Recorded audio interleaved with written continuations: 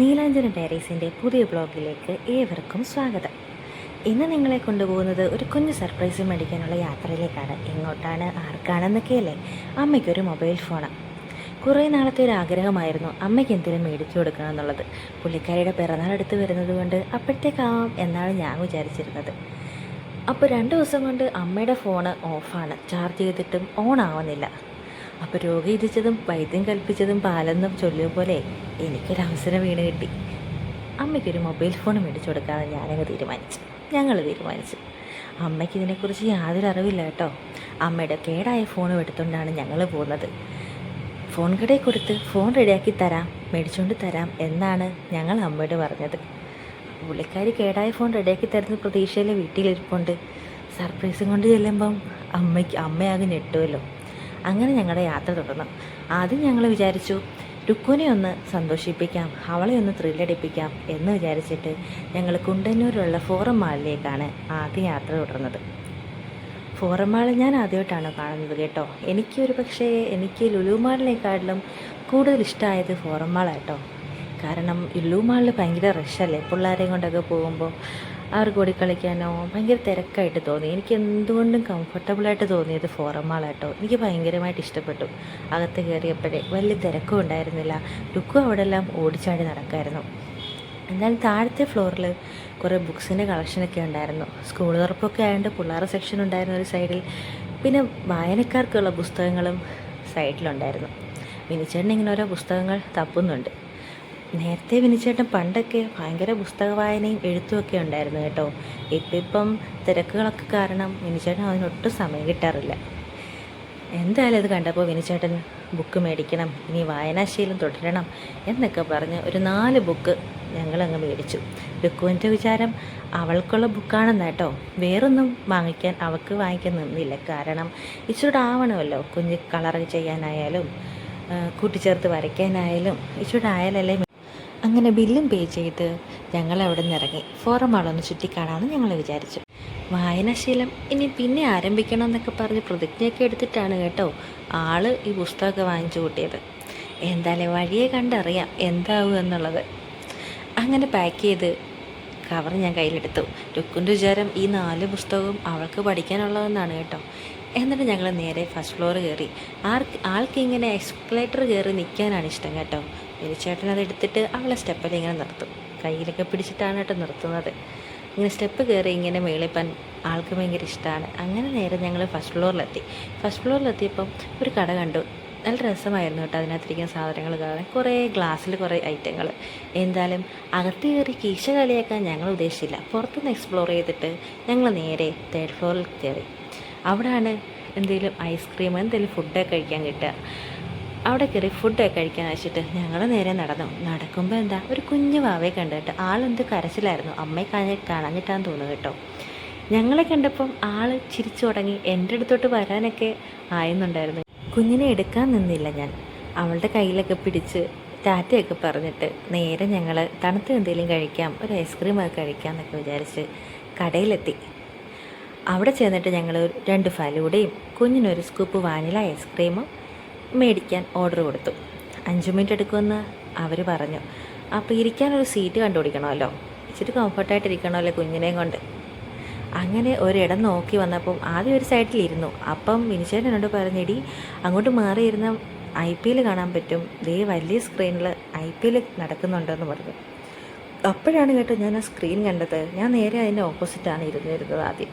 അപ്പോൾ നോക്കുമ്പോൾ വലിയ സ്ക്രീനിൽ IPL കാണാം. എനിക്ക് ക്രിക്കറ്റ് ഭയങ്കര ഇഷ്ടമാണ് കേട്ടോ.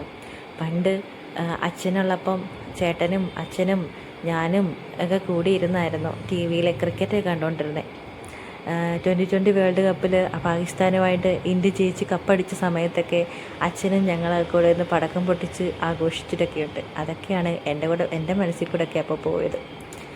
അങ്ങനെ വിനിച്ചേട്ടൻ ഫലൂഡയും ഐസ്ക്രീമും ഒക്കെ ആയിട്ട് വന്നിട്ട് രുക്കു തീറ്റ ആരംഭിച്ചിട്ടുണ്ട് കേട്ടോ. ആൾക്ക് പിന്നെ ഐസ്ക്രീം ഇഷ്ടമില്ലാത്തൊരു കാര്യമായതുകൊണ്ട് അവൾ കഴിക്കത്തില്ലല്ലോ. അങ്ങനെ രുക്കു ആരംഭിച്ചു. കുറച്ച് കഴിഞ്ഞപ്പം ഞങ്ങളും കഴിച്ചു.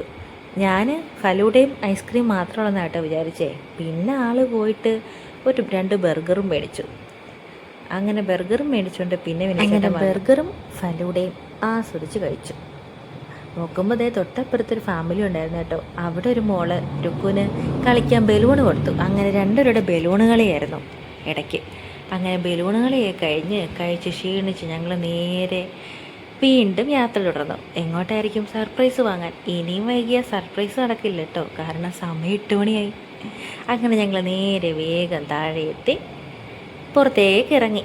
ഇനി എത്തിയില്ലെങ്കിൽ മൈജിയൊക്കെ അടച്ച് അതിൻ്റെ പാട്ടിന് പോകും കേട്ടോ. മൈജിന്ന് മേടിക്കാനാണ് ഞങ്ങൾ വിചാരിച്ചത്. തൃപ്പൂണിത്തുറ ഞങ്ങൾക്ക് അടുത്ത് തന്നെ ഒരു മൈജി ഉണ്ട്. അവിടെ നിന്നാണ് വിനിച്ചേൻ്റെ പഴയ ഫോൺ മേടിച്ചിട്ടുള്ളത്. അവിടെ നല്ല ഒരു സർവീസൊക്കെ ആയതുകൊണ്ട് ഞങ്ങൾ മൊബൈൽ മേടിക്കുമ്പോൾ അവിടെ നിന്നാണ് മേടിക്കാറുള്ളത് തന്നെ.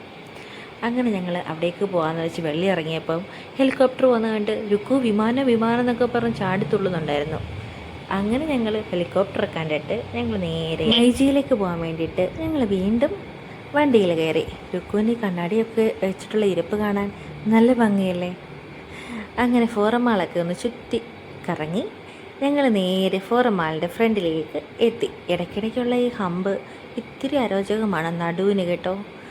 ഒന്നും വെച്ചിട്ട് ബാക്ക് പെയിനൊക്കെ ഉള്ളത് കൊണ്ട് തന്നെ ഇത് ഇത്തിരി എനിക്ക് ഓവറായിട്ട് തന്നെ അരോചകമായി തോന്നി. അപ്പോഴാണ് മിനിച്ചേട്ടൻ പറഞ്ഞത് ഇവിടെ അടുത്തടി ചമ്പക്കര മാർക്കറ്റ്, നമുക്ക് അതുവഴി കറങ്ങി തൃപ്പൂണിത്തുറയ്ക്ക് പോകാമെന്ന് പറഞ്ഞു. അപ്പോൾ എന്നാൽ ആയിക്കോട്ടെ, മാർക്കറ്റിങ് കാണാം. അപ്പോൾ നല്ലൊരു വ്യൂ പോയിൻറ്റും ഉണ്ട്, കാണാൻ നല്ല ഭംഗി സ്ഥലമാണെന്നൊക്കെ എന്നിട്ട് പറഞ്ഞു. അപ്പോൾ ഇവിടെ എത്തിയപ്പോഴല്ലേ എനിക്ക് മനസ്സിലായത് നല്ല രസമുണ്ടല്ലേ കാണാൻ, അതിനോട് ചേർന്ന് വീടുകൾ കാണാൻ എനിക്ക് ഭയങ്കര ഇഷ്ടമാണ് കേട്ടോ. ഇങ്ങനെ പുഴ സൈഡിൽ കായലിൻ്റെ സൈഡിലൊക്കെ വീട് വെക്കുന്നത് ഭയങ്കര ഇഷ്ടമുള്ള കാര്യമാണ്. എനിക്കിതുപോലെ നമ്മുടെ തട്ടാരമ്പലത്തിൽ മുട്ടൊക്കെ ആകുമ്പോഴത്തേക്കൊരു വീടുണ്ട് കേട്ടോ. അതൊരു കുളമാണെന്ന് തോന്നുന്നു, അതിൻ്റെ സൈഡിലായിട്ടാണ്, റോഡ് സൈഡ് തന്നെ ഒരു വീടുണ്ട്. അതെനിക്ക് ഭയങ്കര ഇഷ്ടമാണ്. ഞാൻ എപ്പോൾ പോയാലും ശ്രദ്ധിക്കുക ആ വീട്. അതുപോലെ എനിക്ക് തോന്നി. അങ്ങനെ ചമ്പക്കര മാർക്കറ്റ് എല്ലാം കണ്ട് നേരെ ഞങ്ങൾ മൈജിലേക്ക് എത്താറായി കേട്ടോ. രഘു ഇങ്ങനെ ഇതെന്താ വെച്ചാൽ മെട്രോയാണോ എന്നൊക്കെ ചോദിക്കുന്നുണ്ട്. ഞങ്ങൾ ഒത്തിരി വട്ടം അവളോട് മെട്രോയാണെന്നൊക്കെ ഇങ്ങനെ പറഞ്ഞിട്ടുള്ളത് കൊണ്ട് തന്നെ അവളിങ്ങനെ മെട്രോ കണ്ട് കുറേ പോയപ്പോഴാണ് മൈജിയുടെ പുതിയ ഷോറൂം ആരംഭിച്ചിരിക്കുന്നത് കണ്ടത്. അപ്പോൾ വിനീഷേനൊരു ഡൗട്ട്, ഇനി പഴയടുത്ത് കാണത്തില്ലയോ, ഇങ്ങോട്ടേക്ക് ഷിഫ്റ്റ് ആയതാണെന്ന്. എന്തായാലും ആ ഒരു സംഖ്യയൊക്കെ മനസ്സിൽ വെച്ചുകൊണ്ട് തന്നെയാണ് ഞങ്ങളുടെ വീണ്ടും യാത്ര തുടർന്നത്. കുറേ കഴിഞ്ഞപ്പോൾ വെച്ച് പെട്രോൾ അടിക്കണം, അല്ലെ രുക്കുനെ കൊണ്ട് വഴി തള്ളേണ്ടി വരും. കുഞ്ഞിനെ കൊണ്ട് തള്ളുന്നത് റിസ്ക്കുള്ള കാര്യമായതുകൊണ്ട് തന്നെ ഞങ്ങൾ പെട്രോളൊക്കെ അടിച്ച് വീണ്ടും മൈജിയുടെ ഷോറൂമിലേക്ക് എത്തി. അവിടെ ഞങ്ങൾക്ക് പരിചയമുള്ളൊരു കൊച്ചനുണ്ട് കേട്ടോ, അഭിനവ്. ആൾ നല്ല ജെന്യൂനാണ് കേട്ടോ. ഞങ്ങൾ ഭയങ്കര കമ്പനിയാണ്. അവിടെയുള്ള പിള്ളേരെല്ലാം നല്ല സർവീസ് ആയതുകൊണ്ട് തന്നെ ഒരു കുഴപ്പമൊന്നുമില്ല കേട്ടോ. കടയിലെത്തിക്കഴിഞ്ഞാൽ അഭിനവന് രുക്കുന് കിട്ടിക്കഴിഞ്ഞാൽ അവളെ എടുത്തുകൊണ്ടിങ്ങനെ നടന്നോളും. അവിടെ തോളത്തായിരിക്കും മാമ എന്നാണ് വിളിക്കുന്നത്. അതിൻ്റെ ഇടയ്ക്ക് തന്നെ അവൻ ഫോൺ എടുത്ത് വന്നു. അമ്മയ്ക്ക് റിയൽമിയുടെ ഫോണാണ് എടുത്തിട്ടുള്ളത്. അമ്മയുടെ പഴയ ഫോൺ എൻ്റെ കയ്യിൽ ഉള്ളത് കൊണ്ട് തന്നെ അതിൽ നിന്ന് സിം ഊരി മൊബൈലിലാക്കി. ഞങ്ങൾ വിനിച്ചേട്ടൻ പറഞ്ഞിരുന്നു അതൊന്ന് ഗിഫ്റ്റ് ഒന്ന് പൊതിഞ്ഞേക്കണേ, ഗിഫ്റ്റായിട്ട് കൊടുക്കുന്ന ഏറ്റവും. അപ്പോൾ ഒരു ഗിഫ്റ്റ് പേപ്പറൊക്കെ ഇട്ട് പൊതിഞ്ഞ് കാണുമ്പോൾ അത് രസമല്ലേ. അങ്ങനെ സിമ്മും ഇട്ട് ഗിഫ്റ്റൊക്കെ പൊതിഞ്ഞിട്ട് ആ കൊച്ചൻ ഞങ്ങളുടെ മൊബൈൽ തന്നു. അഭിനവന് രുക്കുവിനെ ഇങ്ങനെ പിരിഞ്ഞിച്ചിരി വിഷമമുണ്ട്. അഭിനവന് ഉമ്മയും ടാറ്റയൊക്കെ കൊടുത്തിട്ടാണ് കേട്ടോ രുക്കുവിനെയും കൊണ്ട് ഞങ്ങൾ ഇറങ്ങിയത്. അവിടെ എത്തിയ വലിയ പരിചയക്കുറവൊന്നും അഭിനവനോട് കാണിക്കാറില്ല കേട്ടോ. വാന്ന് പറഞ്ഞു കഴിഞ്ഞാൽ അങ്ങ് എടുക്കാൻ ചെന്നോളും. കണ്ടിട്ടുള്ളത് കൊണ്ടാണ്, പരിചയമില്ലാത്തടുത്ത് അവളങ്ങനെ പോവാറില്ല. ശരിയെങ്കിലും പരിചയം ഉണ്ടെങ്കിൽ മാത്രമേ ആളുടെ അടുത്ത് ചെല്ലുള്ളൂ. അങ്ങനെ ഉമ്മയെ കൊടുത്ത് ടാറ്റയെ കൊടുത്തിട്ട് ഞങ്ങൾ നേരെ മൈജി ഷോറൂമിൽ നിന്ന് ഇറങ്ങി. കാരണം ഇനി ലേറ്റായാൽ അമ്മ വിഷമിക്കും. നമ്മുടെ കയ്യിൽ ഫോണില്ലാത്തത് കൊണ്ട് കുട്ടികളെന്താ വരാൻ വൈകുന്നതെന്ന് അമ്മയ്ക്കൊരു പേടി കാണുമല്ലോ. എന്തായാലും നമ്മുടെ അച്ഛനമ്മമാർക്ക് നമ്മൾ ഗിഫ്റ്റ് മേടിച്ചു കൊടുക്കുമ്പോൾ നമുക്ക് എന്തെന്നില്ലാത്ത സന്തോഷമാണല്ലേ. എനിക്കങ്ങനെയാണ് കേട്ടോ. എൻ്റെ അമ്മമാർക്കും അച്ഛനും വലുതായിക്കോട്ടെ ചെറുതായിക്കോട്ടെ, വലിയ പൈസ ആയിക്കോട്ടെ ചെറിയ പൈസ ആയിക്കോട്ടെ, എന്തായാലും ഗിഫ്റ്റ് മേടിച്ചു കൊടുക്കുമ്പോൾ അവരുടെ മുഖത്ത് ഉണ്ടാകുന്ന ആ ഒരു ചെറിയ പുഞ്ചിരി മതി. അതായിരിക്കും എൻ്റെ ലൈഫിലെ ഏറ്റവും വലിയ സമ്പാദ്യം എന്ന് പറയുന്നത്. ഞാൻ അങ്ങനെ ചിന്തിക്കുന്ന ഒരാളാട്ടോ. എന്തായാലും വീടെത്തി അമ്മയുടെ കൊടുത്തപ്പോൾ അമ്മയ്ക്ക് ആദ്യം ഒരു പേടി, ഒരു ടെൻഷൻ. കാരണം ഇപ്പം എന്തിനാ മക്കളെ ഇത് മേടിച്ചത്, ഇപ്പം പൈസ കളയേണ്ട കാര്യം ഉണ്ടായിരുന്നോ, എനിക്ക് പഴയ മൊബൈൽ നന്നാക്കി തന്നാൽ പോലെ അമ്മ ഇങ്ങനെ പറഞ്ഞു കേട്ടോ. പിന്നെ വിനിച്ചേട്ടനൊക്കെ ചിരിപ്പിച്ച് അമ്മയെ ഹാപ്പിയാക്കി. എന്തായാലും എൻ്റെ കുഞ്ഞ് സർപ്രൈസ് വ്ളോഗ് നിങ്ങളെല്ലാവരും കാണണം കേട്ടോ. എന്തായാലും ഇതൊരു വീഡിയോ കണ്ട എല്ലാവർക്കും നന്ദി.